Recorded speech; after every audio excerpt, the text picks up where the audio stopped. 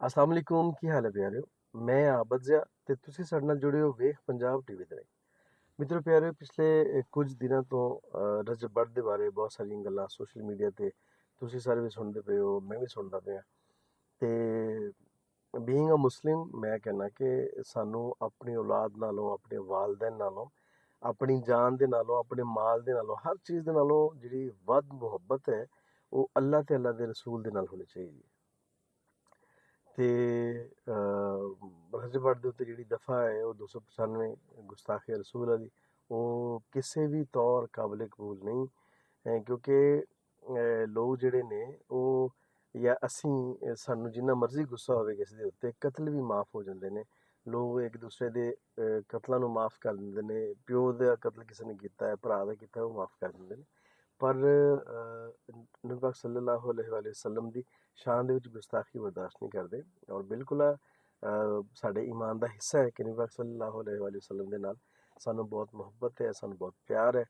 ਔਰ ਅਸੀਂ ਕਿਸੇ ਸੂਰਤ ਬਰਦਾਸ਼ਤ ਨਹੀਂ ਕਰਦੇ ਕਿ ਉਹਨਾਂ ਦੇ ਬਾਰੇ ਕੋਈ ਅਜਿਹੇ ਅਲਫਾਜ਼ ਇਸਤੇਮਾਲ ਕਰੇ ਜਿਹਦੀ ਵਜ੍ਹਾ ਤੋਂ ਸਾਰੀ ਮੁਸਲਿਮ ਕਮਿਊਨਿਟੀ ਜਿਹੜੀ ਹੈ ਉਹ ਹਰਟ ਹੋਵੇ। ਸਾਰੀਆਂ ਗੱਲਾਂ ਆਪਣੀ ਜਗ੍ਹਾ ਤੇ ਬਹੁਤ ਸੱਚੀਆਂ ਨੇ, ਬਹੁਤ ਵਾਜ਼ੇ ਨੇ।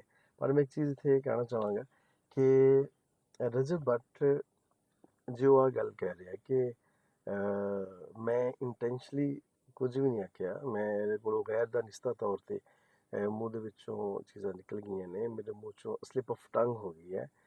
ਤੇ ਮੈਂ ਕਹਿਣਾ ਨਹੀਂ ਸੀ ਚਾਹ ਰਿਹਾ ਲੇਕਿਨ ਹੋ ਗਿਆ, ਜਾਂ ਉਹਨੂੰ ਸ਼ਾਇਦ ਇੰਨਾ ਪਤਾ ਨਹੀਂ ਸੀ ਹੈ, ਜਾਂ ਨੌਲੇਜ ਦੀ ਕਮੀ ਹੈ ਜਿਹਦੀ ਵਜ੍ਹਾ ਨਾਲ ਆਹ ਸਾਰੇ ਮਾਮਲਾਤ ਹੋਏ ਨੇ। ਉਹ ਇਸ ਗੱਲ ਤੇ ਪਰੇਸ਼ਾਨ ਹੈ, ਸ਼ਰਮਿੰਦਾ ਹੈ, ਰੋ ਰਿਹਾ ਹੈ, ਰੱਬ ਦੇ ਘਰ ਗਿਆ, ਰੱਬ ਕੋਲੋਂ ਮਾਫੀ ਮੰਗ ਰਿਹਾ ਹੈ ਤੇ ਸਾਰੀ ਆਵਾਮ ਕੋਲੋਂ ਮਾਫੀ ਮੰਗ ਰਿਹਾ। ਤੇ ਮੇਰੇ ਖਿਆਲ ਹੈ ਕਿ ਅਗਰ ਅਸੀਂ ਵੇਖੀਏ ਇਸ ਗੱਲ ਨੂੰ ਕਿ ਉਹ ਇਸ ਗੱਲ ਦਾ ਇਤਰਾਫ ਕਰ ਰਿਹਾ ਕਿ ਮੈਂ ਇੰਟੈਂਸ਼ਨਲੀ ਕੁਝ ਨਹੀਂ ਕਿਹਾ, ਮੈਂ ਗੈਰ ਦਾਨਿਸਤਾ ਤੌਰ ਤੇ ਮੇਰੇ ਕੋਲ ਹੋ ਗਿਆ। ਤੇ ਜੇ ਗੈਰ ਦਾਨਿਸਤਾ ਤੌਰ ਤੇ ਵੀ ਅਗਰ ਹੋਇਆ ਤੇ ਮੈਂ ਦਿਲੋਂ ਨਹੀਂ ਆਖਿਆ, ਮੈਂ ਮਾਫੀ ਮੰਗਣਾ ਉਹਦੀ, ਮੈਨੂੰ ਬਹੁਤ ਸ਼ਰਮਿੰਦਗੀ ਹੈ, ਮੈਂ ਇਸ ਗੱਲ ਤੇ ਮਾਜ਼ਰਤ ਹਾਂ।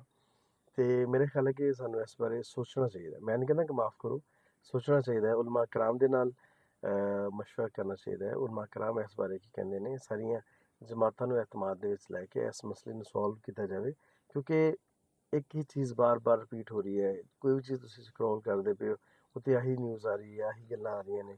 ਰਜਬ ਬੱਟ ਆਪਣੀਆਂ ਸਫਾਈਆਂ ਦੇ ਰਿਹਾ ਹੈ, ਬਾਕੀ ਲੋਕ ਜਿਹੜੇ ਨੇ ਕੁਝ ਉਹਦੇ ਹੱਕ ਵਿੱਚ ਗੱਲ ਕਰਦੇ ਪਏ ਨੇ, ਕੁਝ ਉਹਦੇ ਅਗੇਂਸਟ ਗੱਲ ਕਰਦੇ ਪਏ ਨੇ।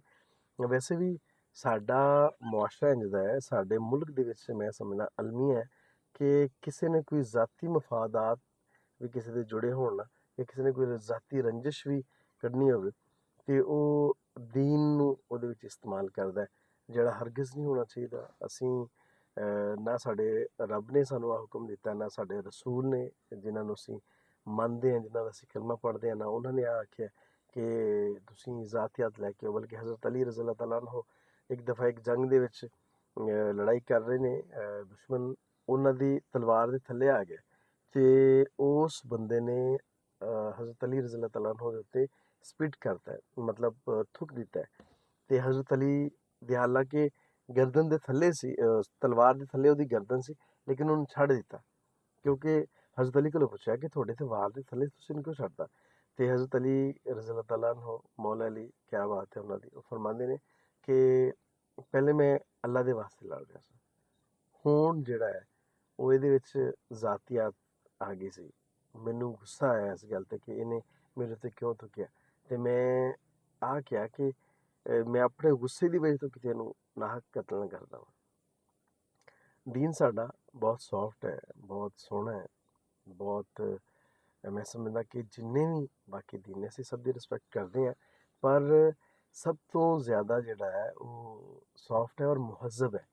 ਆਹ ਚੀਜ਼ਾਂ ਬਹੁਤ ਵਧੀਆ ਲੱਗਦੀਆਂ ਨੇ ਇਸ ਦੀਨ ਦੇ ਬਾਰੇ ਸਾਨੂੰ। ਔਰ ਦੂਸਰੀ ਗੱਲ ਹੈ ਵੀ ਕਿ ਅਸੀਂ ਪਹਿਲੇ ਤਹਿਕੀਕ ਕਰ ਲਈਏ, ਕਿਸੇ ਵੀ ਨੇ ਜੇ ਗੁਸਤਾਖੀ ਕੀਤੀ ਹੈ, ਅਗਰ ਉਹ ਸਾਬਤ ਹੋ ਜਾਂਦੀ ਹੈ ਕਿ ਹਾਂ ਬਈ ਇਹਨੇ ਵਾਕਈ ਹੀ ਗੁਸਤਾਖੀ ਕੀਤੀ ਹੈ ਔਰ ਇਹਨੇ ਅੱਜ ਜੁਰਮ ਕੀਤਾ ਹੈ, ਫਿਰ ਡੈਫੀਨੇਟਲੀ ਭਾਵੇਂ ਉਹਦੇ ਵਿੱਚ ਮੇਰਾ ਸਕਾ ਭਰਾ ਕਿਉਂ ਨਹੀਂ, ਮੇਰਾ ਬਾਪ ਕਿਉਂ ਨਹੀਂ, ਮੇਰੀ ਔਲਾਦ ਚੋਂ ਕਿਉਂ ਨਹੀਂ, ਮੈਂ ਉਹਦੇ ਅਗੇਂਸਟ ਖੜਾ ਹੋਵਾਂਗਾ ਅਗਰ ਕਿਸੇ ਨੇ ਜਾਣਬੁੱਝ ਕੇ ਸਾਰਾ ਕੁਝ ਕੀਤਾ ਹੈ।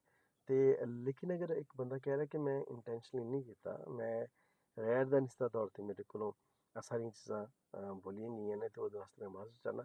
ਤੇ ਇਹਦੇ ਤੇ ਉਲਮਾ ਕਰਾਮ ਨੂੰ ਸਿਰ ਜੋੜ ਕੇ ਬੈਠ ਜਾਣਾ ਚਾਹੀਦਾ ਹੈ। ਔਰ ਅਗਰ ਉਹ 'ਤੇ ਕੋਈ ਨਜ਼ਰਸਾਨੀ ਹੁੰਦੀ ਹੈ ਤੇ ਉਹ ਕਰ ਦੇਣੀ ਚਾਹੀਦੀ ਹੈ। ਔਰ ਅਗਰ ਉਹ ਸਜ਼ਾ ਦਾ ਮੁਸਤਹਿਕ ਹੈ ਤੇ ਡੈਫੀਨੇਟਲੀ ਉਹਨੂੰ ਸਜ਼ਾ ਵੀ ਮਿਲਣੀ ਚਾਹੀਦੀ ਹੈ। ਔਰ ਦੂਸਰੀ ਗੱਲ, ਇੱਕ ਮੈਂ ਰਜਬ ਬੱਟ ਦੇ ਬਾਰੇ ਇਹ ਕਹਿਣਾ ਚਾਹਾਂਗਾ ਕਿ ਜਦੋਂ ਇਨਸਾਨ ਸ਼ੋਹਰਤ ਦੀਆਂ ਬੁਲੰਦੀਆਂ 'ਤੇ ਜਾ ਰਿਹਾ ਹੁੰਦਾ ਨਾ, ਤੇ ਉਦੋਂ ਇਨਸਾਨ ਨੂੰ ਬਹੁਤ ਸਾਰੀਆਂ ਚੀਜ਼ਾਂ ਮਾਈਨਰ ਜਿਹੀਆਂ ਲੱਗਣ ਲੱਗ ਪੈਂਦੀਆਂ ਨੇ। ਬਹੁਤ ਸਾਰੀਆਂ ਚੀਜ਼ਾਂ ਇੰਝ ਲੱਗਦੀਆਂ ਕਿ ਜਿਵੇਂ ਬਹੁਤ ਛੋਟੀਆਂ ਨੇ, ਸ਼ਾਇਦ ਮੈਂ ਜੋ ਵੀ ਕਰ ਲਵਾਂਗਾ ਤੇ ਮੈਨੂੰ ਕੋਈ ਵੀ ਕੁਝ ਨਹੀਂ ਕਹੇਗਾ। ਮੈਂ ਛੁੱਟਿਆ ਟੁੱਕਿਆ ਵਾਂ, ਮੇਰੇ ਬਹੁਤ ਫੋਲੋਅਰਸ ਨੇ, ਮੈਂ 6 ਮਿਲੀਅਨ ਕ੍ਰੋਸ ਕਰ ਲਿਆ ਤੇ ਮੇਰੇ ਨਾਲ ਬਹੁਤ ਪਿਆਰ ਕਰਨ ਵਾਲੇ ਲੋਕ ਨੇ। ਅੱਲਾਹ ਤਾਲਾ ਦੀ ਜਿਹੜੀ ਲਾਠੀ ਉਹ ਬੜੀ ਬੇਆਵਾਜ਼ ਹੈ। ਜਦੋਂ ਤੁਸੀਂ ਹੋ ਸਕਦਾ ਹੈ ਕਿ ਤੁਹਾਡੇ ਕੋਲੋਂ ਕਿਸੇ ਦਾ ਦਿਲ ਦੁਖਾਇਆ ਗਿਆ ਹੋਵੇ, ਜਾਂ ਹੋ ਸਕਦਾ ਹੈ ਕਿ ਤੁਸੀਂ ਕੋਈ ਐਸਾ ਵੱਡਾ ਬੋਲ ਬੋਲਦਾ ਹੋਵੇ ਜਿਹੜਾ ਰੱਬ ਨੂੰ ਪਸੰਦ ਨਾ ਹੋਵੇ। ਹੋ ਸਕਦਾ ਤੁਸੀਂ ਮੁਤਕੱਬਰ ਹੋ ਗਏ ਹੋਵੋ। ਪਿਛਲੇ ਦਿਨਾਂ 'ਚ ਕੋ ਸ਼ਾਦੀ 'ਤੇ ਗਏ ਸੋ ਉਹਦੇ ਬਾਰੇ ਵੀ ਤੁਸੀਂ ਬੜੀਆਂ ਵੱਧ ਚੜ੍ਹ ਕੇ ਗੱਲਾਂ ਕੀਤੀਆਂ ਕਿ ਉਹ ਮੈਨੂੰ ਨੋਟਾਂ ਦੇ ਇੱਦਾਂ ਕਰ ਦਾਂਗਾ, ਮੁਕਾਬਲਾ ਹੋ ਜਾਊ। ਇਹ ਸਾਰੀਆਂ ਛੋਟੀਆਂ ਗੱਲਾਂ ਨੇ, ਇਹ ਸਾਰੀਆਂ ਛੋਟੀਆਂ ਗੱਲਾਂ ਨੇ। ਵੱਡਾ ਬੰਦਾ ਕਦੀ ਵੀ ਇੰਝ ਦੀ ਛੋਟੀ ਗੱਲ ਨਹੀਂ ਕਰਦਾ। ਵੱਡੀਆਂ ਗੱਲਾਂ ਹੋਰ ਬੜੀਆਂ ਨੇ। ਤੁਸੀਂ ਵੈਲਫੇਅਰ ਦਾ ਕੰਮ ਕਰਨ ਲੱਗੇ ਸੋ JDC ਦੇ ਨਾਲ, ਮੈਨੂੰ ਬਹੁਤ ਵਧੀਆ ਲੱਗਿਆ। ਤੇ ਅਲੀ ਸ਼ਾਖਾਨੀ ਕੰਮ ਕਰਦਾ ਪਿਆ, ਕਿੰਨਾ ਸੋਹਣਾ ਕੰਮ ਕਰਦਾ ਪਿਆ। ਉਹਨੂੰ ਆਪਣੇ ਨਾਮ ਦੇ ਨਾਲ ਕੋਈ ਨਹੀਂ ਹੈ, ਉਹ ਬੇਲੌਸ ਖਿਦਮਤ ਕਰ ਰਿਹਾ। ਤੇ ਐਵੇਂ ਹੀ ਜਿਵੇਂ ਤੁਸੀਂ ਉਹ ਸਟੈਪ ਲੈਣ ਲੱਗੇ ਸੋ, ਮੈਂ ਹਾਲਾਂਕਿ ਤੁਹਾਡੀ ਵਲੋਗਿੰਗ ਨਹੀਂ ਦੇਖੀ, ਮੈਂ YouTube ਤੇ ਤੁਹਾਡੀ ਇੱਕ ਹੀ ਵੀਡੀਓ ਨਹੀਂ ਦੇਖੀ। ਮੈਂ TikTok ਤੇ ਅਗੇ ਸਕਰੋਲ ਕਰਦੇ ਹਾਂ, ਕੋਈ ਚੀਜ਼ ਆ ਜਾਂਦੀ ਹੈ ਤੇ ਮੈਂ ਵੇਖ ਲੈਂਦਾ, ਤੇ ਉਹ ਵੀ ਪੂਰੀ ਨਹੀਂ ਵੇਖਦਾ। ਤੇ ਜੇ ਰੱਬ ਨੇ ਇੱਜ਼ਤ ਦਿੱਤੀ ਉਹਨੂੰ ਫਿਰ ਪਚਾ ਲੈਣਾ ਚਾਹੀਦਾ ਹੈ। ਆ ਵੀ ਕਿਸੇ ਕਿਸੇ ਦਾ ਕੰਮ ਹੈ ਇੱਜ਼ਤ ਤੋਂ ਪਹੁੰਚਾਉਣਾ ਵੀ। ਤੇ ਮੇਰਾ ਖਿਆਲ ਹੈ ਕਿ ਤੁਹਾਡੇ ਕੋਲੋਂ ਗਲਤੀਆਂ ਹੋਈਆਂ ਨੇ, ਹੋਣ ਅਗਰ ਨਹੀਂ ਹੋਈਆਂ, ਸ਼ਾਇਦ ਕਿਸੇ ਪਿਛਲੇ ਜੁਰਮ ਦੀ ਸਜ਼ਾ ਹੋਵੇ, ਸ਼ਾਇਦ ਪਿਛਲੇ ਕਿਸੇ ਗਲਤੀ ਦੀ, ਕਿਸੇ ਗੁਨਾਹ ਦੀ ਸਜ਼ਾ ਹੋਵੇ। ਤੇ ਰੱਬ ਕੋਲੋਂ ਮਾਫੀ ਮੰਗੋ। ਰੱਬ ਨੇ ਹੀ ਦਿਲਾਂ ਦੇ ਹਾਲ ਬਦਲਨੇ ਨੇ। ਰੱਬ ਨੇ ਹੀ ਦਿਲਾਂ ਦੀ ਕੈਫੀਅਤ ਨੂੰ ਚੇਂਜ ਕਰਨਾ ਹੈ। ਤੇ ਜੇ ਤੁਸੀਂ ਚਾਹੁੰਦੇ ਹੋ ਕਿ ਰੱਬ ਬਾਕੀ ਸਾਰਿਆਂ ਦੀ ਦਿਲਾਂ ਦੀ ਕੈਫੀਅਤ ਨੂੰ ਚੇਂਜ ਕਰ ਦੇਵੇ, ਤੇ ਪਹਿਲੇ ਰੱਬ ਕੋਲੋਂ ਮਾਫੀ ਮੰਗੋ। ਡੈਫੀਨੇਟਲੀ ਤੁਸੀਂ ਮੰਗਦੇ ਹੋਏਗੀ। ਤੇ ਜੇ ਰੱਬ ਨੇ ਤੁਹਾਨੂੰ ਮਾਫ ਕਰਤਾ ਤੇ ਲੋਕਾਂ ਦੇ ਦਿਲ ਵੀ ਤੁਹਾਡੇ ਵਾਸਤੇ ਸੌਫਟ ਹੋ ਜਾਣਗੇ। ਤੇ ਬਾਕੀ ਜਿੰਨੇ ਵੀ ਬਾਕੀ ਵੇਖਣ ਵਾਲੇ ਨੇ, ਉਹਨਾਂ ਨੂੰ ਮੈਂ ਇਹ ਕਹਿਣਾ ਚਾਹਾਂਗਾ ਕਿ ਕਦੀ ਵੀ ਜਜ਼ਬਾਤ ਦੇ ਵਿੱਚ ਆ ਕੇ, ਜਾਂ ਸ਼ੋਹਰਤ ਦੇ ਨਸ਼ੇ ਦੇ ਵਿੱਚ ਆ ਕੇ, ਜਾਂ ਦੌਲਤ ਦੇ ਨਸ਼ੇ ਦੇ ਵਿੱਚ ਆ ਕੇ ਅਜਿਹੇ ਬੋਲ ਨਹੀਂ ਬੋਲਣੇ ਚਾਹੀਦੇ ਜਿਹਦੇ ਨਾਲ ਕਿਸੇ ਦੀ ਦਿਲ ਆਜ਼ਾਰੀ ਹੋਵੇ, ਜਿਹਦੇ ਨਾਲ ਤੁਹਾਡੇ ਲਬੋ ਲਹਿਜੇ ਦੇ ਵਿੱਚ ਗਰੂਰ ਤਕੱਬਰ ਦਾ ਜਿਹੜਾ ਹੈ ਉਹ ਝਲਕੇ ਉਹਦੇ ਵਿੱਚ, ਕਿ ਇਹ ਬੰਦਾ ਮਗਰੂਰ ਹੋ ਗਿਆ ਹੈ, ਜਾਂ ਆ ਬੰਦਾ ਪਹਿਲੇ ਆਜਿਜ਼ ਸੀ। ਤੁਹਾਡੀਆਂ ਪੁਰਾਣੀਆਂ ਵੀਡੀਓਜ਼ ਜਿਹੜੀਆਂ ਨੇ ਉਹ ਦੇਖ ਲਓ, ਉਹਦੇ ਵਿੱਚ ਤੇ ਹੁਣ ਵਾਲੇ 'ਚ ਬੜਾ ਫ਼ਰਕ ਹੈ।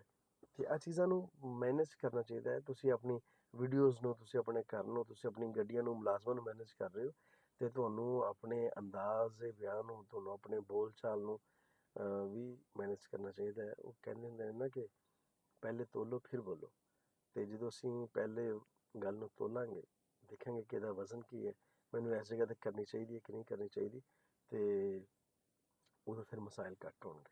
ਉਮੀਦ ਹੈ ਕਿ ਤੁਸੀਂ ਇਸ ਵੀਡੀਓ ਨੂੰ ਵੇਖ ਕੇ ਰਿਜ਼ਲਟ ਕੱਢੋਗੇ ਕਿ ਕਿਹਦਾ ਗੁਨਾਹ ਹੈ। ਅਸੀਂ ਸਾਰੇ ਤਹਿਕੀਕ ਕਰ ਲਈਏ, ਅਸੀਂ ਆਪਣੇ ਤਾਈਂ ਗੌਰ ਕਰ ਲਈਏ ਕਿ ਉਸ ਬੰਦੇ ਨੇ ਕਿੰਨਾ ਕੁ ਗਲਤ ਕੀਤਾ। ਅਗਰ ਉਹਨੇ ਦਾਨਿਸ਼ਤਾ ਤੌਰ 'ਤੇ ਅਲਫਾਜ਼ ਕਹੇ ਨੇ ਤਾਂ ਡੈਫੀਨੇਟਲੀ ਉਸ ਸਜ਼ਾ ਦਾ ਹੱਕਦਾਰ ਹੈ। ਅਗਰ ਗੈਰ ਦਾਨਿਸ਼ਤਾ ਤੌਰ 'ਤੇ ਉਹਦੇ ਕੋਲ ਕੋਈ ਗਲਤੀ ਹੋ ਗਈ ਹੈ, ਤੇ ਮੇਰਾ ਖਿਆਲ ਹੈ ਕਿ ਉਲਮਾ ਇਕਰਾਮ ਨੂੰ, ਮੈਂ ਤਾਂ ਕੁਝ ਵੀ ਨਹੀਂ ਹੈ, ਮੈਂ ਇੱਕ ਅਨਪੜ੍ਹ ਜਿਹਾ ਜਾਹਿਲ ਜਿਹਾ ਇਨਸਾਨ ਹਾਂ, ਲੇਕਿਨ ਉਲਮਾ ਇਕਰਾਮ ਨੂੰ ਸਿਰ ਜੋੜ ਕੇ ਉਹਦੇ ਵਾਸਤੇ ਜੋ ਵੀ ਫੈਸਲਾ ਕਰਨਾ ਹੈ, ਉਹ ਸਾਰੇ ਹੀ ਜਿਹੜੇ ਮਸਲਕ ਦੇ ਲੋਕ ਨੇ ਉਹ ਸਾਰੇ ਬੈਠ ਕੇ, ਔਰ ਉਹਦੇ 'ਤੇ ਅਗਰ ਨਜ਼ਰਸਾਨੀ ਹੋ ਸਕਦੀ ਤੇ ਜ਼ਰੂਰ ਕਰਨੀ ਚਾਹੀਦੀ ਹੈ।